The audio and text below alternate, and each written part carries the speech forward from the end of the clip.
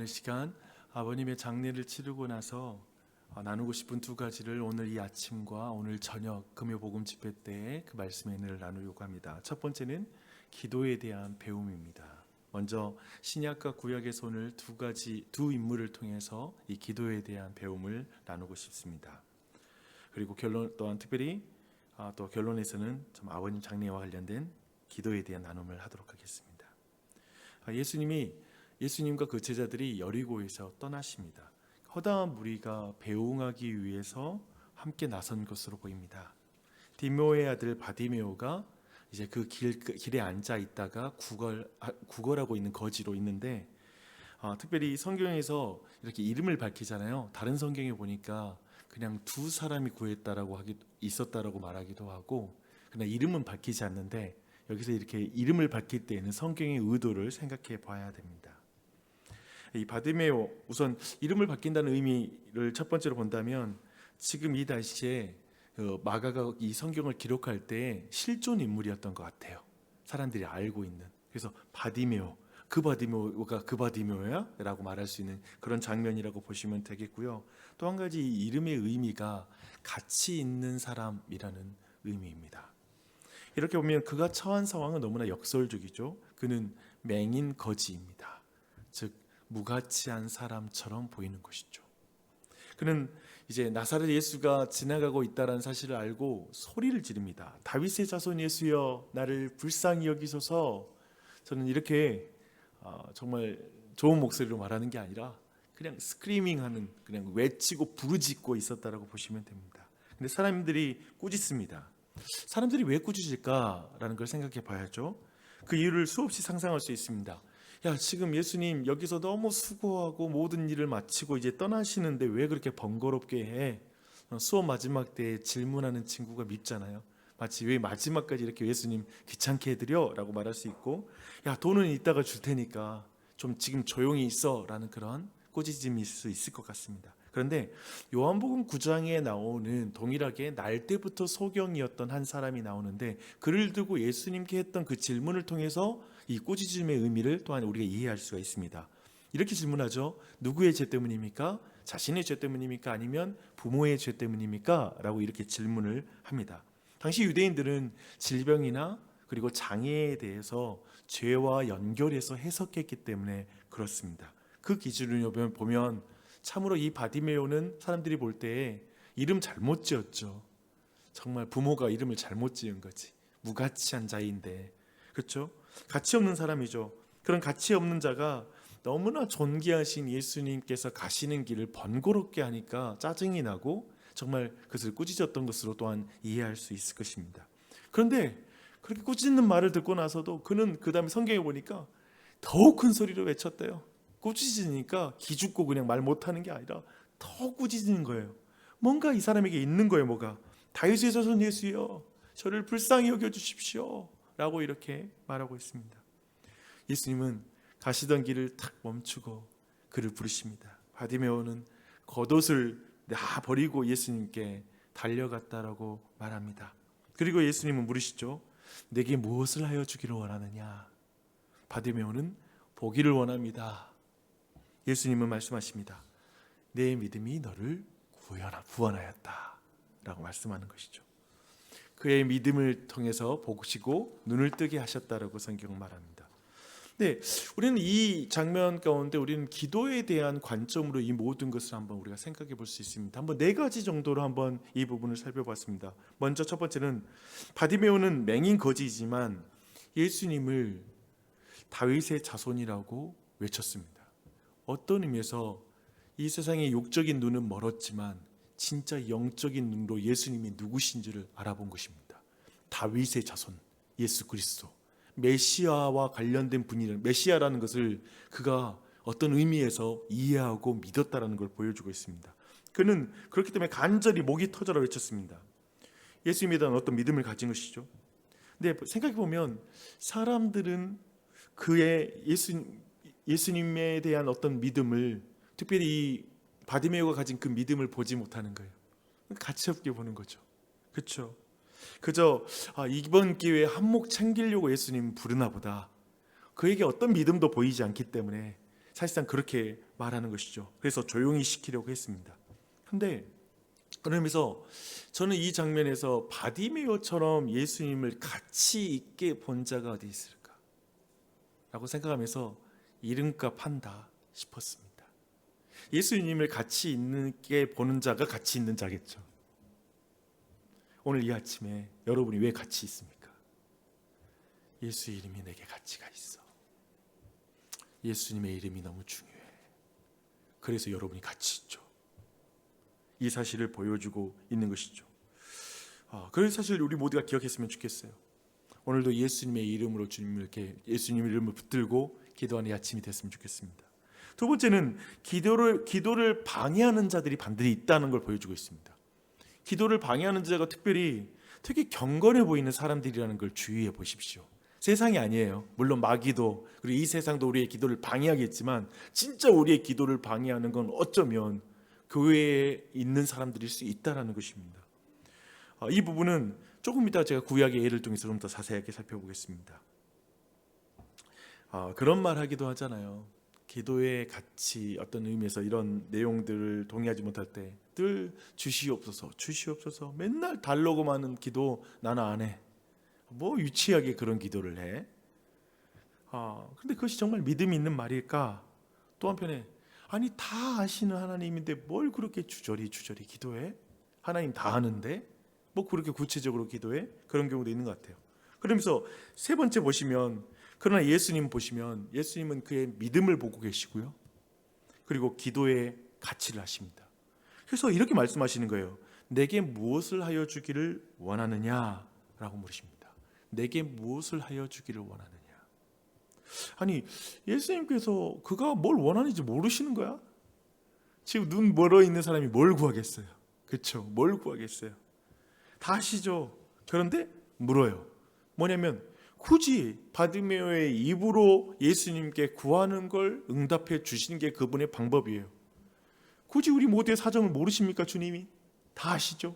근데 이 아침에 우리를 불러서 주님께 그 모든 걸 아뢰므로 하나님이 기도하기를 원하시는 거죠. 내가 무엇을 해주기를 원하느냐? 라고 말씀하십니다. 그의 입으로 예수님께 구하는 것이 무슨 의미가 있을까? 한번 구약의 예를 내가 하나를 가져와서 간략하게 설명해 볼게요. 우리는 욥기를 잘 알고 있죠. 욥은 끔찍한 기도를 늘 드렸다는 걸 여러분이 잘 알고 계실 것입니다. 욥의 기도는 늘 그런 식이죠. 하나님께 원망하고 불평하고 온갖 정말 속상한 마음들을 다 여과 없이 말하죠. 계속해서 하나님께 끔찍한 말을 내뱉는 게 욥의 기도였습니다. 그런데 욥기 마지막 부분에 가면 하나님께서 이렇게 말씀하십니다. 욥이 날 영화롭게 했다. 욥이 의롭다 라고 말하십니다. 그리고 욥의 친구들에게 즉 하나님을 변호하는 것 같고 온갖 고상한 신학을 외쳤던 그 욥의 친구들에게 이렇게 말합니다. 너희를 위해 욥에게 기도해 달라고 간청해라. 그렇지 않으면 내가 너희에게 노하리라. 욥은 나를 영화롭게 했으나 너희들은 나를 영화롭게 하지 않았다 라고 이렇게 말합니다. 도대체 왜 하나님께서는 욥의 끔찍한 말을 듣고서 욥이 나를 영화롭게 했다고 말하는 것일까? 라는 질문이죠. 그 정답은 바로 욥의 끔찍한 말들이 욥의 기도였기 때문입니다. 그게 다 기도였어요. 욥은 굉장히 화가 났고 하나님께 온갖 불평을 다했습니다. 그런데 그가 누구에게 분노하고 누구에게 불평했느냐가 핵심이에요. 사람이 아니에요. 하나님께요. 오직 하나님께요. 그는 한 번도 하나님을 떠나지 않았다는 게 욥에게 하나님이 영화롭게 했다는 뜻인 거예요. 하나님을 떠난 적이 없는 거예요. 어떤 의미에서 쉬지 말고 기도하라 라고 말하는 실제의 모습은 욥이에요. 그는 쉬지 않고 기도하는 거예요. 그는 결코 하나님을 한 번도 떠나지 않았던 것입니다. 그는 말합니다. 나 하나님이 도무지 이해가 안 돼요. 화가 나요. 하지만 하나님은 떠나지 않아요. 그는 심지어 이런 말이에요. 흑암만이 나의 친구다. 어두워져서 밤이 될 때 그때 나를 좀 잠을 재워주는 거. 그것만이 나의 친구야. 근데 그 말도 하나님께 해요. 하나님 내 친구 아니야. 흑암이 내 친구야. 근데 그 말을 하나님께 해요. 그럼에도 그는 하나님의 곁에 머무는 것이죠. 사실상 그는 더 이상 아무것도 얻을 게 없는데 기도해요.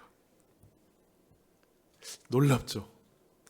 아무것도 얻을 게 없는데, 이게 사탄의 시험이었잖아요. 욥에게 하나님이 이거 줘서 욥이 하나님 경외하는 거 아닙니까? 아니, 아무것도 구할 것이 없는데 하나님께 기도해요. 욥이 마귀를 이긴 것이지. 그렇죠? 이 모든 것이 보여주는 것은 저는 바디메오의 장면과 너무나 겹쳐 보이는 게 저한테 욥기였습니다. 첫째, 욥은 하나님에 대한 믿음이 있습니다. 그는 하나님께 그래서 절규합니다. 하나님을 떠나지 않습니다. 하나님께 외칩니다.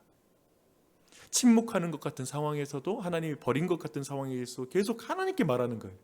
하나님께 구하는 것입니다. 근데 두 번째, 새 친구들이 방해를 합니다. 새 친구들이 사실상 놀라운 신학을 가지고 방해합니다. 주의하십시오. 주변에 누가 다가와서 하나님에 대한 고상한 말을 할지라도 기도하지 않으면 그 말을 의심할 필요가 있습니다. 그러니까 기도를 무력하게 하고, 기도할 필요 없어, 아니 뭐 그렇게까지 기도해, 그런 말은 그냥 듣지 마십시오. 다 거짓말이에요. 그런 걸 다 속이는 거예요.